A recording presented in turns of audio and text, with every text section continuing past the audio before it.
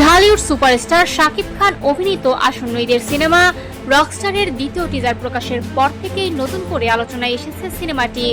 বুধবার সন্ধ্যায় প্রকাশিত এই টিজারটি প্রকাশের পর থেকেই সামাজিক যোগাযোগ মাধ্যমে শুরু হয়েছে ব্যাপক আলোচনা ও কৌতূহল। সান মোশন পিকচার্স লিমিটেড প্রযোজিত সিনেমাটির টিজারটি নিজের ভেরিফাইড ফেসবুক পেজে শেয়ার করেন শাকিব খান। সেখানে তিনি একটি রহস্যময় বার্তা দেন। তিনি লেখেন, আগুন যত উজ্জ্বল হয় তার অন্ধকারও তত গভীর হয়। একই সঙ্গে ভালোবাসার ইঙ্গিতপূর্ণ আরও একটি বার্তাও তার পোস্টে দেখা যায়, যা দর্শকদের মধ্যে নতুন কৌতূহল তৈরি করেছে। প্রকাশিত টিজারে সবচেয়ে বেশি নজর কেড়েছেন নবাগত অভিনেত্রী তানজিয়া জামান মিথিলা। তার রহস্যঘেরা উপস্থিতি, নীরব অভিব্যক্তি এবং শাকিব খানের সঙ্গে রোমান্টিক দৃশ্য দর্শকদের মধ্যে নতুন আলোচনার জন্ম দিয়েছে।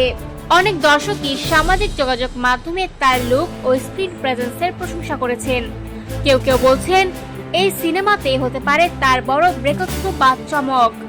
উল্লেখযোগ্য বিষয় হলো, বাংলাদেশে মিস ইউনিভার্স খ্যাত তানজিয়া জামান মিথিলার জন্য একটি মূলধারার ঢালিউড সিনেমায় প্রথম বড় অভিষেক। এর আগে তিনি বলিউডের রোহিঙ্গা সংকট ভিত্তিক একটি সিনেমায় অভিনয় করেছিলেন।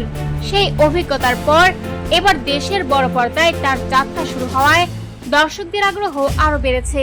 আজমান রুশো পরিচালিত রকস্টার সিনেমায় আরো অভিনয় করেছেন সাবিলা নূর এবং সুনিধি নায়েক।